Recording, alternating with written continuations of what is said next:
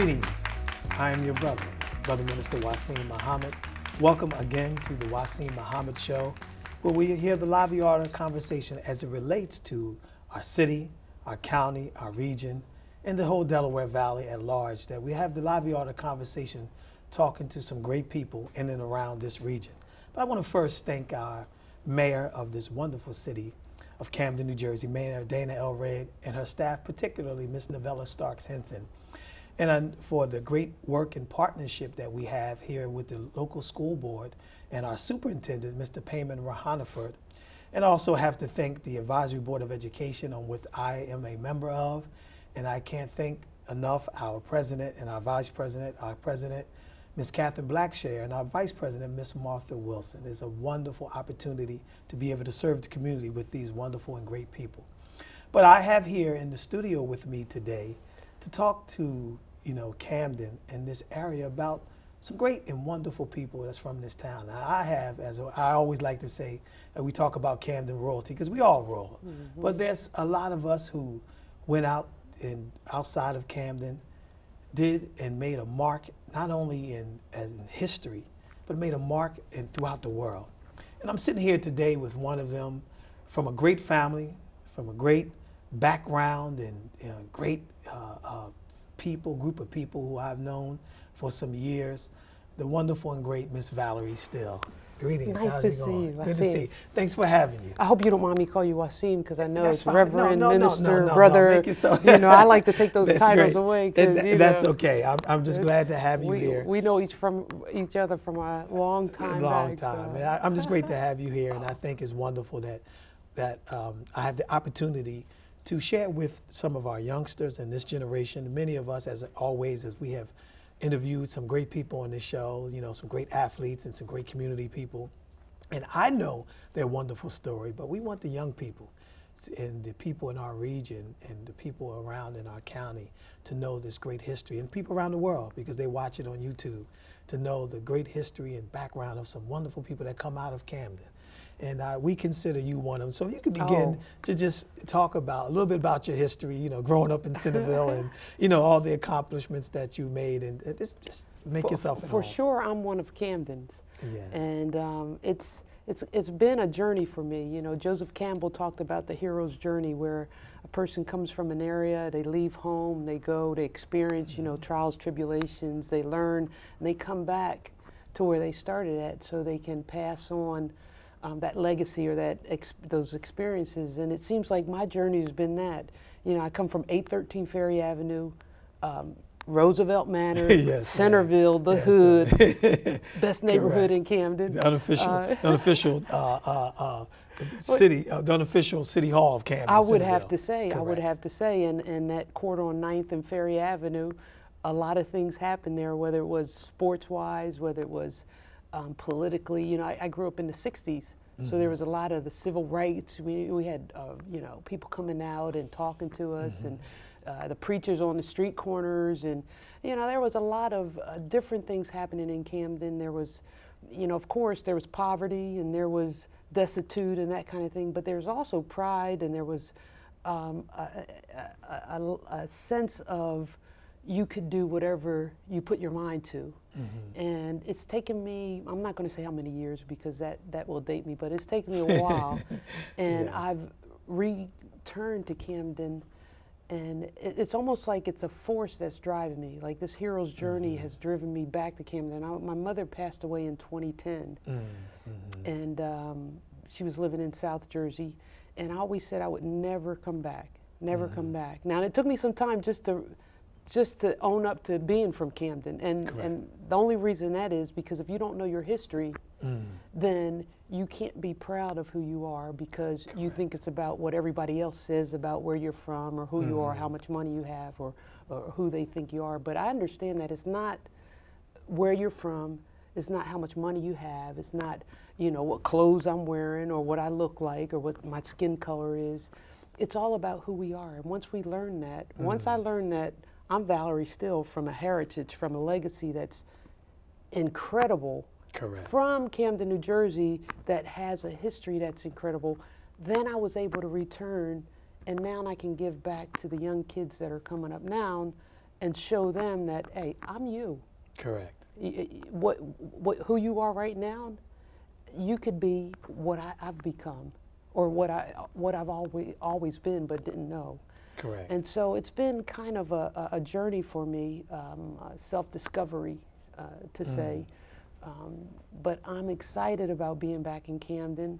Yeah. I'm excited about reconnecting, and I don't know where the universe is going to take me. You know, there's a saying in a book that I've read. It says that when you desire something or what you want, the universe will conspire in helping you to achieve it. That's right. And so I'm hoping that there's a reason that I'm back in this area.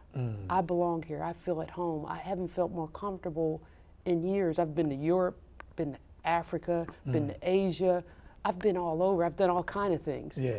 Well, let's talk a little bit about that, and because I want to go backwards to move forward. Okay. And we definitely want the people to hear what you have to say. And it's hard pressed for me to say that you are the little sister of Art Still, Dennis Bird, the Bird Still. Yeah, my I had man who played with my brother, Jesse Mustafa Walker at Camden High School. Because you have done so much on your own to really make a name of yourself. And can you begin to talk a little bit about that story? Because I believe I'm standing here with the top scorer in the history of Kentucky basketball. University of Kentucky. Male or female? But it started out at 813 Ferry Avenue with my 5 crazy brothers. Correct. There were 10 of us, and we lived at Roosevelt Manor, and all my brothers played sports because in Camden, as you know, that was how you were going to, well, it wasn't how you were going to get out of the hood, because we didn't even know that. That was our passion. Correct. I loved playing basketball. There was a court across the street. We definitely weren't going in the house because either you were going to be put to work or something bad was going to happen. Talk about that old Camden No spirit. PlayStation, no video games. Correct. I'm outside. Uh-huh. And so with 5 older brothers, my older sisters were much older than me, I just kind of tagged along with them. And so in the 60s and the 70s, when I was growing up, you know, that wasn't cool. It's not like it is nowadays where girls, you know, you have the option of WNBA, pro, and all that. But I loved being outside with my brothers. And so I followed after them. My oldest brother, James. Sparky, as everybody knows him, and with that, and they were incredible when they were at Camden High. They set records and all. He got a scholarship to the University of Maryland, and I want to say it was 68. And if you think about that era in the 60s, blacks weren't getting scholarships to universities. They were just starting to break into, you know. Because they were going to all black colleges. Yeah, right. A lot of because people don't understand that. Because they was breaking the ice. Exactly. You know, the ice wasn't broken when yet. Art, my brother Art, who we call Barry, and Derek Ramsey, who you might know, he played for Camden High. He was the first black quarterback recruited by UK. In '74. A few years earlier, 4 or 6 years earlier, UK had been the first school in the SEC conference to recruit an African American. That's, I mean, if you think about that whole history and how we broke those barriers, it's incredible. I didn't know it coming out. When Art went, we didn't know what was going on. We were just excited that he was excited, he was playing. He was going to the University of Kentucky, which we knew nothing about. Then to come to find out years later, my ancestors were actually enslaved in Lexington, Kentucky, where the University of Kentucky is. I didn't know that as well. That's empowering once you learn that. But anyway, so Art got his scholarship. He loved it there. Dennis eventually went on and got a scholarship. Gary, all my brothers were offered scholarships.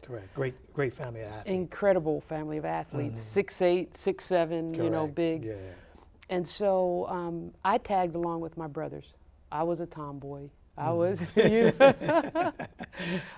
know, that was just me. And the University of Kentucky offered me a scholarship, knowing Art's, his character and his reputation.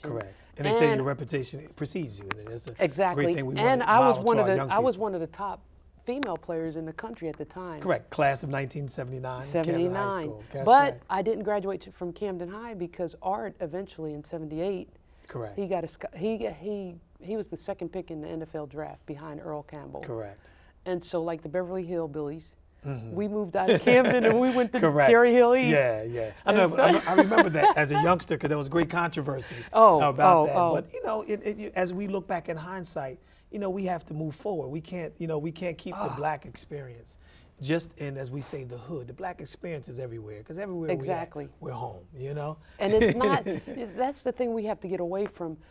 We are Americans. That's right. We're not African Americans, we're not European Americans, we're American. We have to learn the system. And so for me, I remember thinking when I got the opportunity to go to Cherry Hill East, and it was difficult because, I had all my friends here, and your senior year, you want to be with that group. We had developed a really good team at Camden High. I remember that But team. at the same time, I knew that the opportunities at Cherry Hill East were going to really expand my horizon. Correct. And as a child, I always knew, it was something within me, I always knew I wasn't going to stay in Camden. Me and my younger Correct. sister, we would dream about traveling the world and doing all these incredible things, and that actually happened. And so when I went to Cherry Hill East, it was a cultural change. It was a cultural shock. Absolutely. I mean, if you think about it. Yes. And it's incredible how kids are, because if you don't realize what's going on, if you don't realize the racism, the sexism, the discrimination and all that, then you just kind of go along with the flow. And so I was walking in my destiny. Correct. And Cherry Hill East opened up tons of doors for me. I had an incredible experience there. I loved it. And then I went to the University of Kentucky, where I eventually took a program that was non-existent, of course. The men's program is the kingdom there, Correct. You got all these great athletes, Sam Bowie, Jack Givens, Michael history. Kidd-Gilchrist. Correct. Now Carl Towns will probably be the #1 draft pick this year. But when I went, I didn't know that. All I knew is that I loved playing, and as I was looking through the press guides and the media guides I could see the names in the back of it, of who set records. And to myself, I said, you know what, one day I want to have my name. I want to have my name in here so that years from now, people will come back and read my name. And sure enough, 3 years later, no, I did it my senior year. I ended up topping UK's all time. Well, you hear that, and we're gonna take a quick break. You don't mind, do you? Oh no, I'll go on and on. You guys, you say, we're hey, gonna take a quick break, because I want to start there when we come back about that record breaking and the things that you did at University of Kentucky, so it can inspire some of the young people about a little girl from Camden who went to Lexington, Kentucky, and broke tons and tons of records. So there it is. We have it, and we are truly honored to have our sister Valerie Still here with us on the Wasim Muhammad Show, and we'll be right back to talk more about some great things with this sister at the University of Kentucky. We'll be right back. What you doing, Dad? My favorite thing, Really, Dad, what are you doing? paying bills. Every month a stack of them come, just as regular as the rain. What's this one? That's a special one, son. I pay it first. How come? It's money for my retirement account. I put some money aside each month, just like I was paying a bill. Wouldn't you rather buy something? I don't want to work forever, and I don't want you to have to support me in my old age. In a way, I'm buying peace of mind. I'm on the installment plan.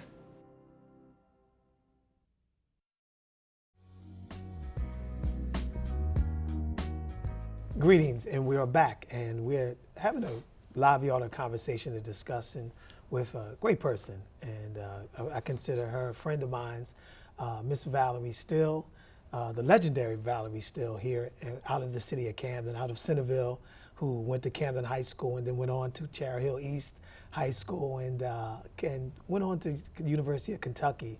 And we were talking about some of the amazing things that she did. You know, Kentucky has a great basketball history and great history school down in the South of Lexington, Kentucky, and some disparaging things about the state of Kentucky as well. But we're talking to someone who broke a lot of barriers and broke a lot of things down and did some great things. And we're talking about looking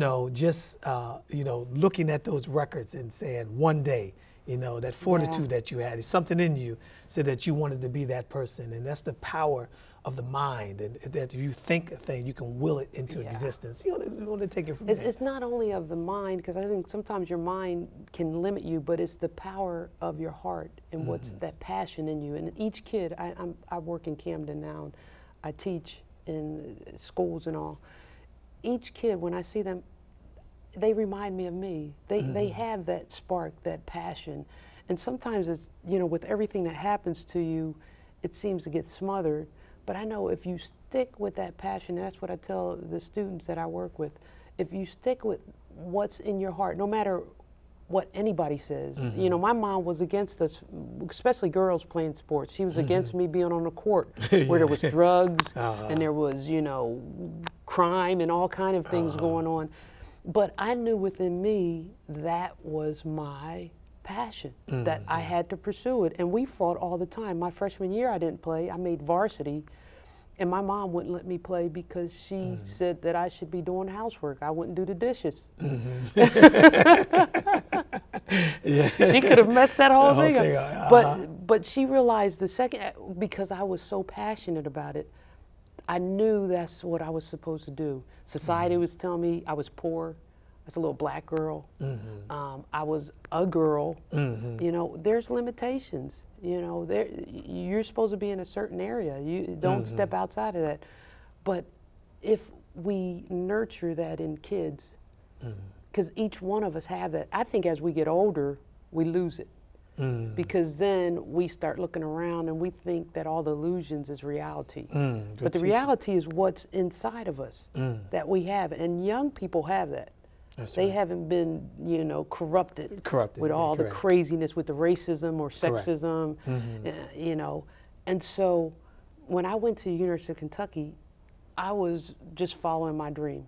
I was following my dream. And I ended up, as you know, I broke the record for points and rebounds that still exist today.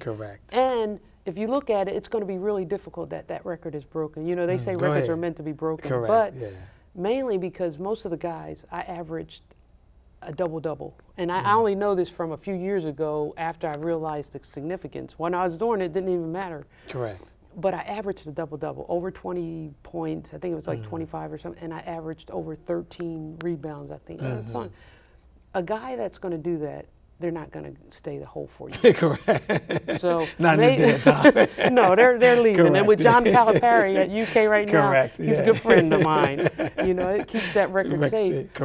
But, you know, I didn't even know, but that's what was in me. And with that, I ended up playing with the national team. Little girl from 813 Ferry Avenue, Camden, New Jersey. I ended up being one of the first women to go overseas and play professionally because in the States there weren't any leagues. And I was telling my sons and some of the youngsters here from the University of Islam who do their work study here while we're taping this show, and definitely we're thankful and grateful to the studio for allowing me the opportunity to train young people and to inspire them about some things that they may have never have had the opportunity to do such. But I was explaining to them how, you know, you really inspired us. You know, I come up in the 80s of coming through Camden High School, and I was the ball boy from Camden High School with my brother, Jesse Mustafa Walker, from 1975 until 1979. So I got to see Darrell Lee, who, by the way, I just saw him on Hatton Avenue, which our school is. He said, I haven't seen Valerie in a while. Tell her, you know, that she owed me some. She owed me some money. She did we know Darrell Lee. No, I think he owes me money. But nevertheless, I was explaining to them about, you know, the inspiration that you were, not only for young girls. I can only imagine how you inspired young girls to, you know, excel on the basketball court when it was not popular then. But you inspired us. You know, and you know what? We turned as burners. You saying that, it makes me realize that, and that's why it's so important for males and females to have positive, strong female role models, because the guys that I played with, once I gained that respect on 9th and Ferry on the basketball court, they no longer looked at me as inferior, as a girl. You know, I had to earn that. But that's education. That's how you learn. That's how you get over racism or sexism or all those kind of things. Or classism, is by interacting. And I gained the respect. And so you all grew up where, hey, Val Still, I mean, she can ball. You know, I don't see any difference. There was no barrier. You know, and so that breaks that barrier down. And so it's important for me to be an example, role model for little girls But my son now has seen, when I won my championships with the Columbus Quest, you know, I eventually played in the ABL, which came out before the WNBA. You know, he was an infant then, but he was around all these women, like Stephen Curry with his little daughter Riley. Now, Correct, yeah. we started that back, you know, men weren't doing that. Aaron, my son, was 8 months old when I started with the ABL. And he participated, he saw a ton of women, you know, playing sports, you know, being recognized, holding up trophies, you know, he came to all the practices, it was, so him growing up being sexist or discriminating against women, it's going to be a little more difficult. Correct, to get that off, correct. And so women like me are important for not only females to be strong role models, but also for males as well. Strongly agree. Yeah. And I have to say, you know, as we were talking about now, you said that you went overseas, and share with the audience what countries and what teams that you played for overseas, because I know, you know, we would read, you know, certain things when I was coming up, and you were still rocking and rolling, and doing your thing. Then, yeah, a lot of people, well, during those days, yes, a lot of people probably didn't even know what I was doing, because I played with the USA national team for a while I was in college, but once we got done with college, there were no options. They had the WBL, Women's Basketball League, had just folded in '78, I believe. And so I graduated in '79 with not knowing what I was going to do, just, you know, heartbroken. And I had the University of Kentucky, we had traveled to Japan a few times and played there, and there was a league there. They wanted me to come there. They were paying pretty well. But one of my last games at UK, a couple of agents from Italy, a couple guys came over and said, you know, we have a league in Italy, and, you know, we want you to come over and play. And so I opted, I love Japan, but I opted to go to Italy, which was my wonderland. I thought my mom was like, nah, you're not going. And then she finally committed to 1 year. Okay, you'll go for 1 year. It ended up being, I think, 13 or 14 years that I was over. Did incredible things, won championships, all-star games, league MVP numerous of times, modeled some, did records, had my own TV show. Yeah, I was having a good time. You know, and the thing in Italy, what taught me in Europe, unlike the United States, where I always had this, I was always categorized as, well, the race thing is always crazy in the United States. We're going through it right now. Europe is a little more advanced, correct. They didn't, the color thing didn't come in. I was American, but I remember in Camden, we were looked upon kind of strangely because we had mixed blood. I remember in the 1970s when Roots came out, that was a hard time for us because we were looked at like, okay. Yeah. And so, you know, again, that's a sort of racism in itself, you know, having to deal with that.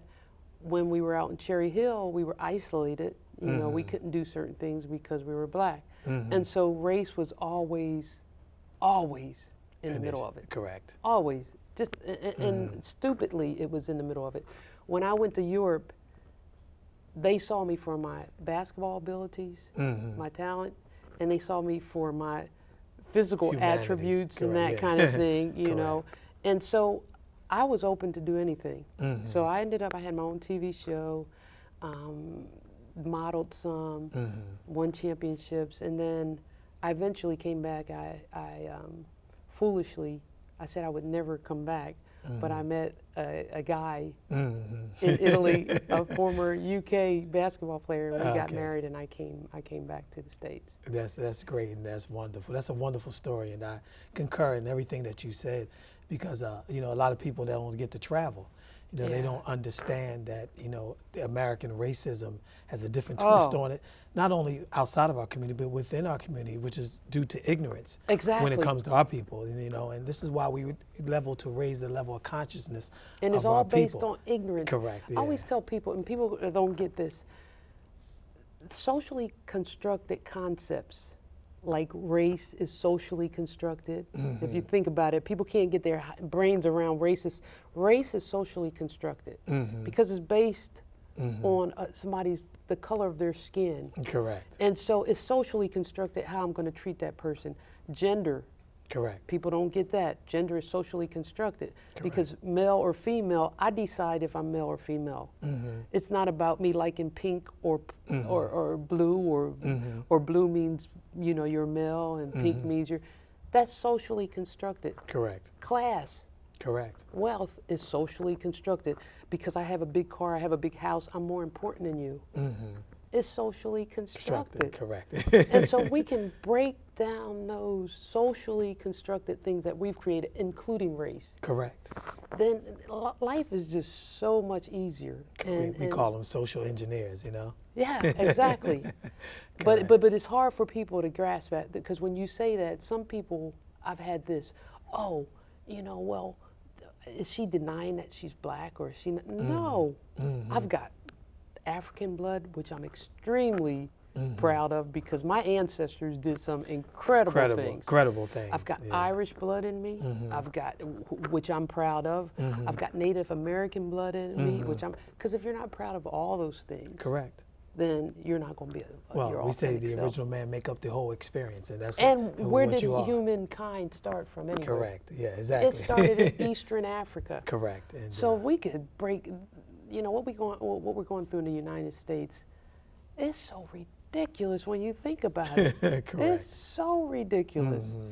And finally, in 2015, you know, with incidents in South Carolina, you know, we're talking about the Confederate flag and all these. It's time. Let's move forward. Let's move on. Correct. And I think it's going to be done with people like you. And when we get this story out to people, and I'm pretty sure that I hope I can inspire people to go and stretch out more, to be able to give you a broader audience that you have already, but they can see more. We can inspire others to take a look at Valerie Still. And the thing is, I think it's the grassroots scholars. Correct. You know, people. I've got my master's degree, I'm finishing up, I've done my exams for my doctorate, I'm finishing up my dissertation. Those are all titles. That's socially constructed. Correct. That doesn't make me any more intelligent. Correct. Or any more wise than my mother, who had, you know, graduated from high school and was dyslexic, but raised 10 children in the hood in Camden, and we're all successful. It doesn't, you know, let's tear down those barriers. So when we come back, we run it down on this segment. We're going to talk about some of the things now that we went backwards. We went backwards to go forward. Some of the great things you're doing now. You talked about that family legacy of the Still family. We cannot not just dedicate a segment to that. And I know there's a lot that you would want to say on that, because that is your roots. That's what you stand on. So we're going to come back and we're going to pick up with our guest here on the Wasim Muhammad Show, Valerie Still. We're going to pick up on the Still family legacy, and I guarantee you, when you are aware of this, you know, you'll be able to understand. We'll be right back.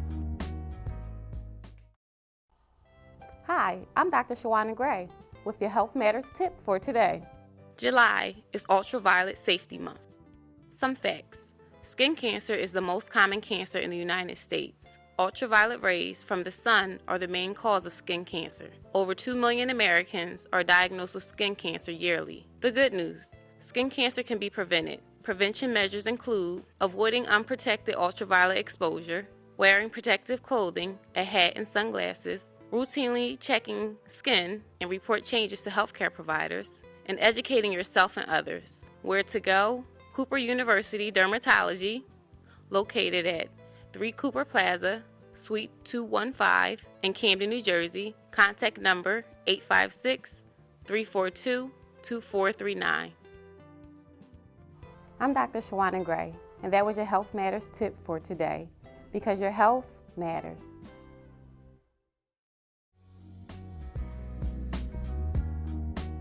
We are back, and we're talking with our guest here, the legendary Valerie Still of the Still family, and we got away from the last segment. We was talking about your family history, the Still family history, which I know some of the history of the great, work that they did on the Underground Railroad, going back as far as that. But you were talking about your grandfather. I don't know if you want to start there or you want to go back and just enlighten the audience of what the great Still family mean to, South Jersey. Well, let me put it in context why I began to research my ancestors. We have a rich history. My father always had, when we were young, he had a brown book, and he would bring it out periodically. He had it hidden. And my father he suffered with a ton of different things, with alcohol, with, and I think that was part because he didn't live up to the legacy. He was named after his great-grandfather, Dr. James Still, and everybody called him Doc, and expected him to do incredible things. And it didn't pan out that way. And so, but he had this book he would bring out periodically. It was an old book. I have it now, original copy. And he would have us all come around, and he would open it up, and he would show us the picture of, we would be like, ah. But we knew it was important to him.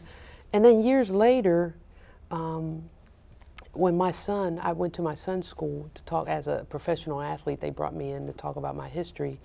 I started talking about William Still, who was his younger brother, and then I'll explain who William is.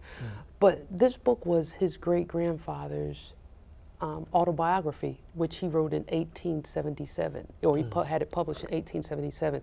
Dr. James Still was a black doctor who lived in Medford, New Jersey, about 10 miles, 20 miles from here, in the 1800s, when he was only allowed to have 3 months of education because blacks they were free, but they weren't allowed to have education. His parents actually, and this is where it gets this goes way back, his parents were enslaved in Maryland, close to where Harriet Tubman and Frederick Douglass, his parents and all, were enslaved. They escaped. His father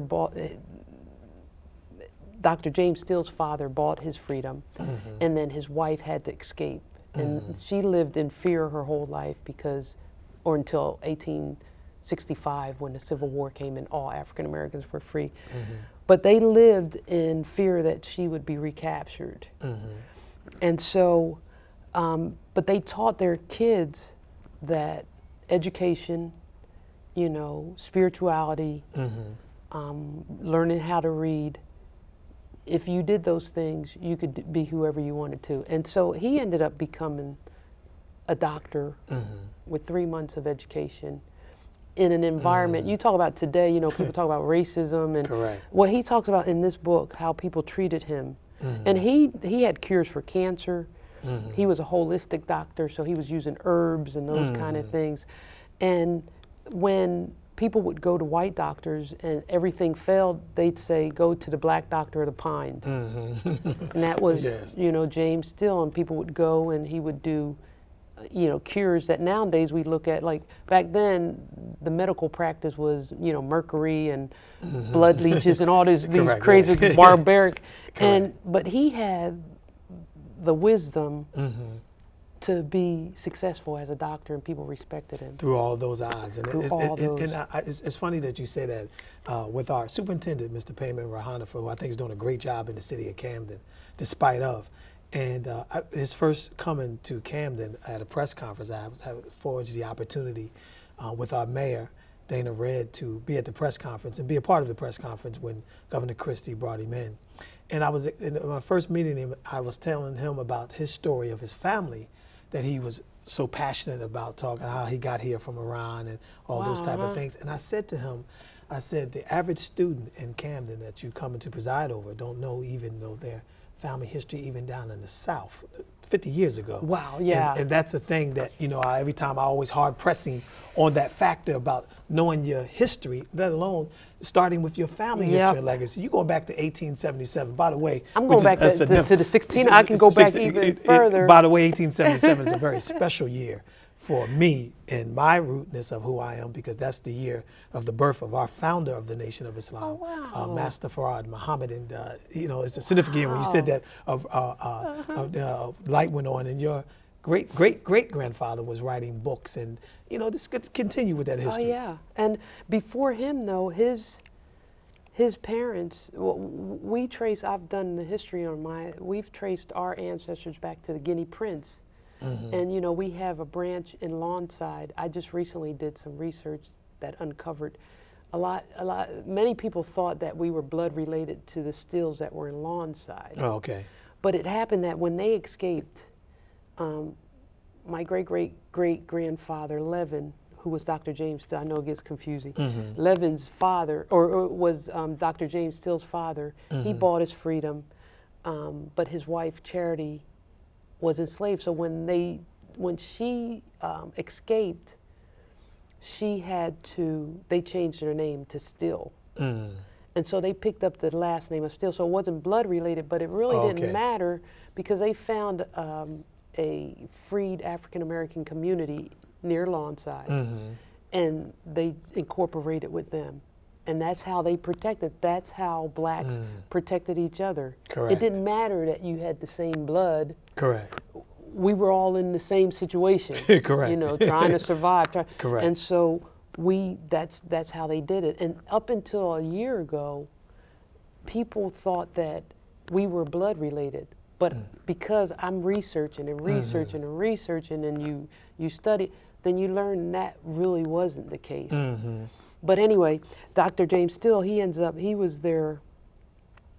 of their sons. Their youngest son, William Still, which most people know, William worked with Harriet Tubman, Frederick Douglass. Correct. He was when he died, he was considered the father of the Underground Railroad. He worked with the Pennsylvania Anti-Slavery Society. In every case, every runaway. Which was a big society. People need to know that and study Yeah. that, and research that. For sure. And every case that came through, any runaway would be directed to William's office.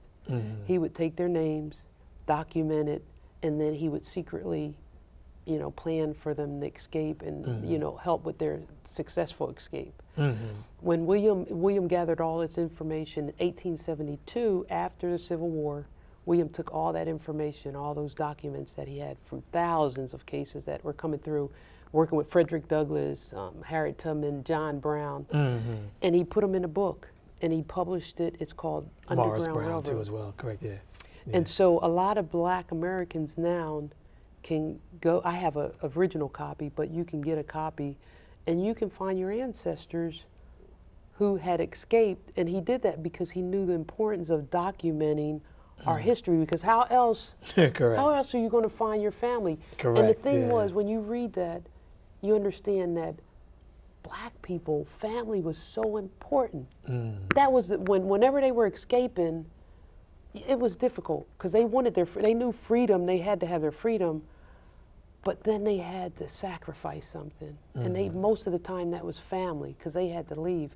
And even William's mother, when she left the second time, because she escaped twice, they caught her the first time. When she left the second time, she had to leave her two older sons enslaved in Maryland. And they ended up being sold. They're the ones I was telling you. They ended up being sold to a guy in Lexington, Kentucky. So James and William's older brothers were sold in slavery, and then they ended up in Alabama. And that's a long story. It was written about in 1856 by a white abolitionist that wrote their story, The Kidnapped and the Ransom, which you can get that as well. And so, but the point to this is, it's important that we write our history. My great-great-grandfather wrote his history. I know it. I know who he is, so I know who I am. William Still wrote the history of all these African Americans, all these blacks that were escaping. Up until now, the history's been, slaves were, lazy. They didn't do anything. They just waited around to go to heaven. Correct. Yeah, that's why it's great that we tell our story. Exactly. Because, if we let others tell the story, then they'll put their twist on it. And they were people like you who's documenting it and really passionate about it. We have to give you the avenue to tell that story so our young people, and that disconnect that we have our young people. So I'm so great that it's so great that you're working in the school system with young people, and I bet you you walk in the hallways, they don't have a clue who you are. They do not have a clue, and that's the best thing, because then your spirit, again, those are, how you see somebody, how you perceive them is altogether different than who they are. Correct. And so I go in there, I know the importance of me connecting with other people, with other humans, not based on what you look like or what you have or how smart you are, but based on who you are, because we all have this history within us that we don't know about. And we were talking about the South Carolina thing now. How many people knew about the AME church? Correct. I see all these white, newscasters now, the, Emmanuel AME church. Well, That's right. We know that history. Correct. But they didn't, and for so long they've been telling, and it's not our history, it's American history. Correct. I'm telling my history. Mm-hmm. I'm telling it in a way, it's not changing it, but it's empowering because, you know, enslaved people, we weren't slaves. Correct. Because slaves, again, is socially constructed. Correct. We were enslaved. Because That's right. to say someone's a slave is to say who they are. To say they're enslaved is a state of being. Correct. That was a state that we were put in, but we were Correct. never slaves. Correct. I'll never be a slave. That's right. My ancestors said, I won't die a slave. I'll never Correct. be a slave. Mm-hmm. And so what I do now is I tell kids it's important to write your history. That's right. I've written I've started a children's series, and my memoirs will be coming out next year with the University Press of Kentucky. They're publishing my memoirs. Because that's the only, if we don't tell the story, they're not going to tell us. Correct. They're not, I mean. It's not the responsibility, and you said that. But I know I was just at a recent affair where the class of '79 honored you, you know, with some great people. And, you know, being at that, and I want to talk, you know, a little bit about, you know, Vance Bowman and all those who put together that that affair, which was a wonderful affair. I had the opportunity to be there to introduce Mayor Dana Red, who was the guest speaker there. And, you know, you forget that, you know, Mike Rozier, former Heisman Trophy winner, was class of '79 at Woodrow Wilson. Some of the great people, Billy Cobus, who happened not to be there. And, you know, he sends a shout out to you too as well. I hit him on Facebook, let him know that I was going to be Tell him I said hello. that I was talking to you today. And I think it was a great event with that class because it's not just Camden High School, it's Woodrow Wilson, it's Cherry Hill East, it's those who are part of that. I think it was a, you know, tremendous class, a group of people who's doing some wonderful things. My wife's aunt is also a part of that too as well. And, you know, even talk a bit as we wind down, do we have enough time? We could talk about that, you know, being honored among your peers. Because I know that's wonderful when you can be honored among your peers. And it was great to be there to witness that. Oh, for sure. You know, in the Bible, I like one of the stories about Jesus when, you know, he comes back after being away, you know, after being enlightened, and he comes back, you know, and they're like, isn't that Jesus of Nazareth? Correct. You know, isn't that the carpenter? Come on, come on. You know, and so when you come back, because your own community is probably the hardest on you because they think they know you better, just like your parents are probably hardest on you because they know you. And so coming back the other day, it was so emotional for me. Because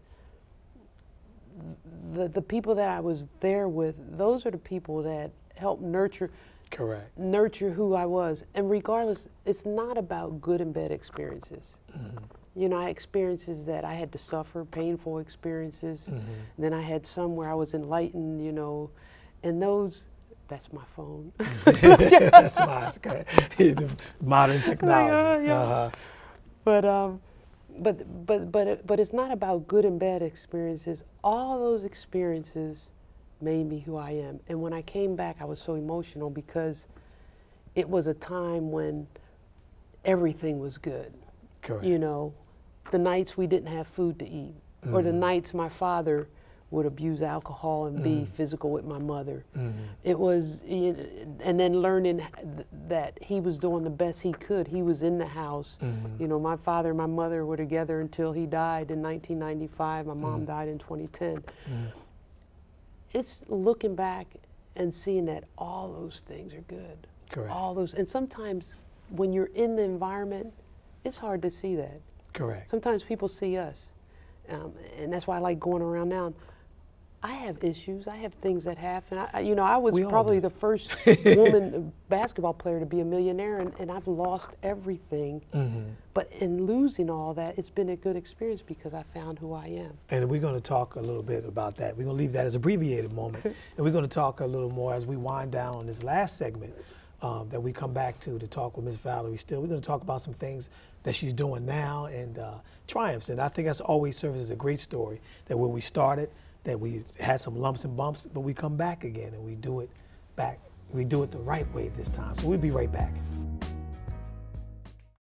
And now, another adventure with Savings Man. Look, honey, the neighbors just bought a big screen TV. Hey, I just got a bonus at work. Maybe we should get one too. Hold on there. Savings man. Using your bonus to secure your future by paying down debt or saving is a better way to go. Well, I declare you're right, savings man. Stay ahead by choosing to save. And don't worry about keeping up with the Joneses. But their name is Johnson. For more tips and tools, visit choosetosave.org today. And greetings, and we're back on this last segment of the Wasim Muhammad Show. We're here with Miss Valerie Still. I think we have had an interesting, conversation with her. And as the old saying song goes from Janet Jackson, funny how time flies when you're having fun. And going back to that, I know you talked about some of the things, being a millionaire and experiencing some things and having lumps and bumps with life that comes with life, as God is remaking all of us as we are coming out of the darkness into the light and experiencing certain things. And you talk about resurrection and renewal of the mind and spirit and learning, just the simple, you write down learning certain things. And we're going to talk about some things that you're doing now, and we can go back and talk about that story because I think it's interesting. It's an abbreviated moment, but you're doing some wonderful things now. You have a publishing company that you work with, and you have doing some things. You're writing books, and you have a wonderful plan of what to do with Centerville, that court there in Centerville is legendary, from greats from out of Centerville, from the Still family, from DeJuan Wagner, who's an amazing basketball player, all on up to tons of guys that come out of Centerville that played great basketball. Milt Wagner, his dad, Billy Thompson. Oh man, it's just legacy goes on and on and on. So we're going to talk a little bit about that. Go ahead. Yeah. So now I am. The whole thing for me is legacy. Mm-hmm. You can have as much money as you want. You can have as many cars. When you die, all that stuff is gone. Correct. Nobody even remembers. They might say, you were a millionaire or whatever. Correct. But legacies, like my great-great-grandfather, we just recently, in 2005, his office, his 19th century office, I petitioned for the state to save it. It's the first and only African-American historical site in the state of New Jersey. Mm-hmm. Now that's legacy. So and that's in Morristown? It's in Medford. Medford, correct. Yes. And so that extends his legacy. Mm-hmm. People now go there, they can read about him, they pick up his book, they can read it. And so I'm about legacy. I want people to remember me when I leave this earth.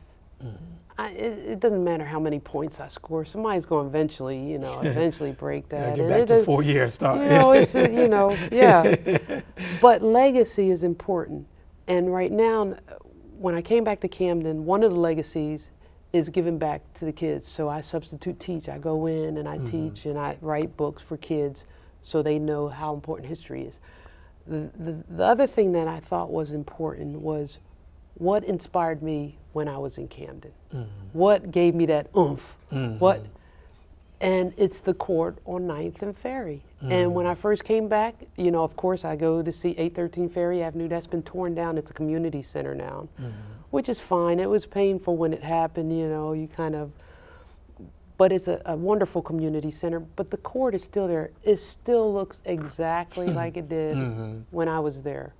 And so what I want to do now is I want to make that a dream, believe, never quit zone.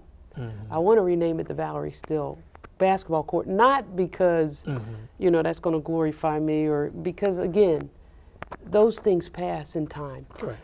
But if you did the work, I think is wonderful. If you're doing the work to but more so back. For me, I think it's important the legacy you send to kids. Mm-hmm. A living legend, a female legend, a female athletic legend in Camden, New Jersey. I think females in Camden have been the backbone. I mean, if you think about, mothers raising kids, sons and daughters, that's the backbone of the family. Fathers go and provide, but the mother nurtures. And so this basketball court, and I'm in a particular position because, I'm an elite athlete, I'm a scholar, and I also understand legacy. And so I'm hoping to make that zone, that basketball, redo it. I want to involve, I've already asked some of my friends, Michael Kidd Gilchrist, Milt Wagner. I saw him at a celebrity golf tournament in Kentucky a few months ago. Nice. Yeah, Billy Thompson, who's now a minister, I think down in Florida. Correct. There's a group of athletes that want to help, and private citizens and commercials, businesses that will help, and then we can run programs through it. On that court, I remember, I don't know if you remember, they used to have the Philadelphia Best against the Camden Best. Yeah. People on the Will Chamberlain, all those guys used to come over there. Come over, then they set up, Correct. have it a place where old and young alike, because, and I noticed that Centerville Pool was right there. Centerville Pool was there, but there's kids still now, when I drove past it, there were still kids playing on that. The big guys that, the pros played down at one end, the little kids played on the other end. That's where I started out on the that was me for a long time. Then I graduated and went to the big end. But it taught you, that whole process taught you that you had to work from the little end to get down with the big guys. That's right. You might not have been picked every time, but if you kept working, you could make it down there. That's right. And so I wanted to be an area where people feel embraced, community. They had the music. I remember they used to have in the 60s and 70s, they weren't riots, they would have crusades, I remember the basketball player over in 76ers, I met him, big guy. Darryl Dawkins. Correct, I think Muhammad Ali one time. Correct, because he lived in Cherry Hill. Correct, yeah. It was, a place where people want to gather and hang out. There's trees out there, put some benches out so the older people, because we have to connect with the older people. That's right. They give us who we are. That's right. Sit there under the shade, watch, the guys, make sure, hey, put that cigarette out, or, put that down. Yes, the old Camden spirit. Kind of a grassroots kind of involvement. And then a mentoring program. We have the library right across the street. Yes. The community center right across the street. Let's start engaging some of the older people. Let's be mentors to kids. And if you notice, the one thing, have I said anything about we're going to produce some great professional athletes, we're going to win some championships? It's not about that. That's right. It's not about that. It's about community, and it's about legacy. And years from now, when people pick my book up, they're going to learn about Dr. James Still. They're going to learn about the Guinea Prince that came from the west coast of Africa. They're going to learn about William Still. They're going to learn about our rich history, that we weren't victims, but we were victors. Go ahead. We were victors. And if our ancestors could do that in slavery. Under oppression, correct. Come on. That kind of oppression. Come on. With the doors. We're talking about the Confederate flag and all that. Correct. Our ancestors were enslaved. They were chained. Correct. There were laws that they had to abide by. So that's my whole thing now. I'm back in New Jersey, and I know some people say, well, you've been away for so long. Now you want to come back and you want to take. I want to be a part of the solution.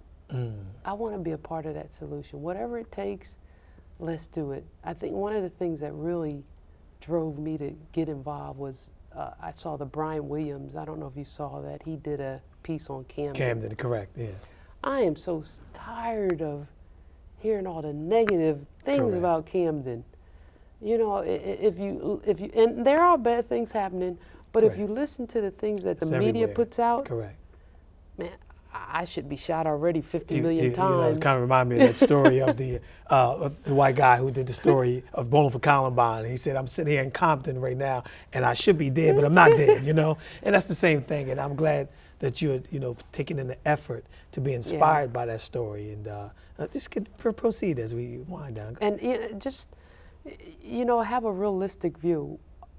People in Camden are no different. I've lived in gated communities with millionaires, and people don't even know who their neighbors are, can't even connect, have the same issues as we do. I've worked with young girls, white, black, Hispanic, Asian, that have the same issues of insecurity, of, different things going on. Let's come together and show what humankind is. That's right. What humankind is. And it starts with legacy. That's right. It starts with our history. Yes. It starts with knowing who you are. And that's the, that's the spirit of what I come from, being a member of the Nation of Islam and a student of the Honorable Elijah Muhammad, is that fact that specifically talking about the black man in America, that we would be that people to inspire not only ourselves, but the world to do such, because all of that history that you're talking about, everything that you're saying, we bottle up the African history, the world history. Yeah. We're bottled all up in one here in America with all of the rest of the world, and we're here for good reason. If we made it this far, then nothing God does is in vain. So he's standing us up now to be a witness bearer to the world, that something great can come out of that experience. And so I'm so glad that you're sharing that, Oh, for sure. And it's about, you got to know who you are. Correct. For so long, I couldn't talk to you today with this kind of self-assurance if I didn't know who I was. Because Correct. I had embraced, the whole victimize, woe is me. Correct. No, that's going to get and us I'm nowhere. proud, now I can say, I go around, I'm from Camden, New Jersey. I speak to kids, dream, believe, never quit. I'm from 813 Ferry Avenue, Camden, New Jersey. Yes. Because it doesn't matter where you come from, what you have, who you associate with, how much money's in your bank account, what kind of car you're driving, what kind of clothes you're wearing, if you're male or female, black or white, whatever. It really doesn't matter. If you feel good about yourself, if you have that passion like that little girl on that little basketball court that said, I'm going to play with Dr. J in the NBA, because there wasn't a WNBA. I'm going to play professionally when there Correct. wasn't.